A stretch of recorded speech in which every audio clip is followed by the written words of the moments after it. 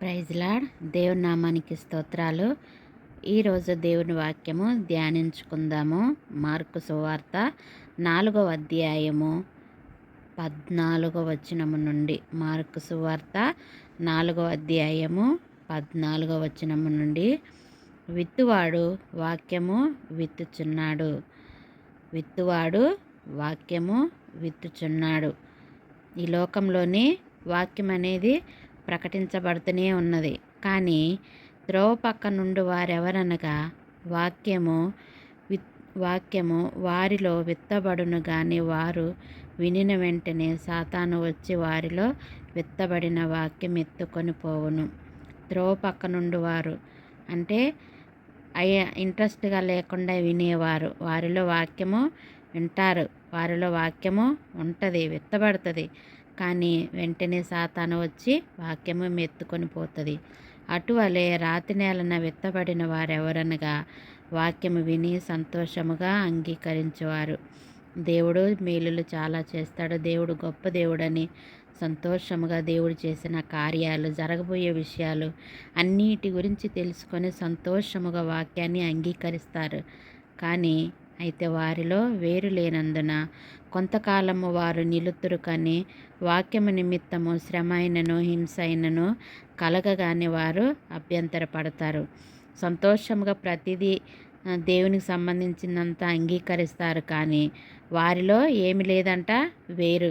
చెట్టుకైతే వేరు ఎలా ముఖ్యమో మన హృదయంలో కూడా వాక్యం అనేది అలాగే ఉండాలి.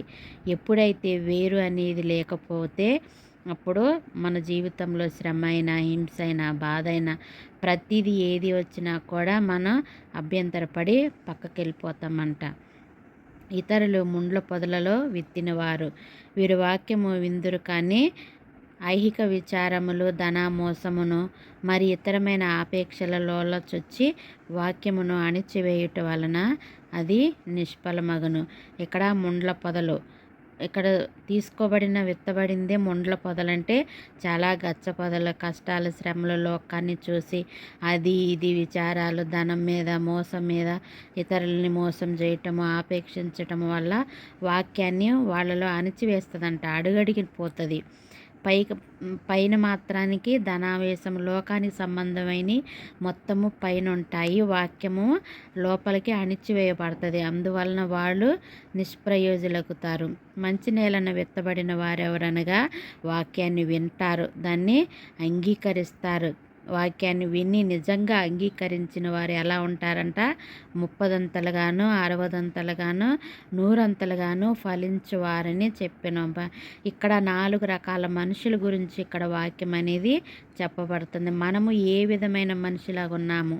త్రోవ పక్క ఉండేవారలాగా, లేకపోతే ముండ్ల పొదలాగా ఉండేవారా, లేకపోతే వేరు లేని వారిలాగా, లేకపోతే మంచి నేలన విత్తబడిన వారిలాగా ఉన్నాము అనేది మనల్ని మనము సరిచేసుకొని ప్రతి ఒక్కరు దేవుని రాజ్యంలో ఉండాలని దేవుని పేరిట నేనైతే వేడుకుంటున్నాను. మనందరం మంచి నేలన విత్తబడిన మనుషులుగా ఉండాలి. దేవుడిచ్చే 30దంతలు 60దంతలు 100అంతల ఫలాలను మనము ఈ భూమి మీదే పొందుకోవాలని ప్రభునామంన నేనైతే వేడుకుంటున్నాను. ఈరోజు వాక్య ధ్యానాంశము ఇది. ప్రతిదినం అందరూ ప్రేయర్ చేసుకోండి. మనకి రోజులోని 24 గంటలు దేవుడు మనకు సమయాన్ని ఇచ్చినప్పుడు మనమైతే దేవుని కోసం ఎంత సమయాన్ని కేటాయిస్తున్నామో, ఎంత సమయాన్ని కేటాయిస్తున్నాము, నీ కోసం ఎంత, ఇతరుల కోసం ఎంత, నీ సంపాదన కోసం ఎంత అనేది క్యాలిక్యులేషన్ చేసుకోండి. మనం ఏది చేసినా దేవునిలో చేసేదే శాశ్వతంగా నిలుస్తుంది. కాబట్టి ఎంతోమంది త్యాగాలు చేశారు ఈ బైబిల్ మనకి అందటానికి.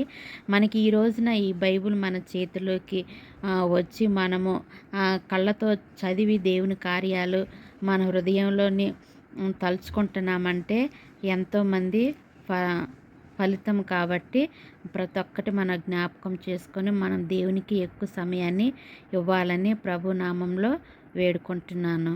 ఆమేన్.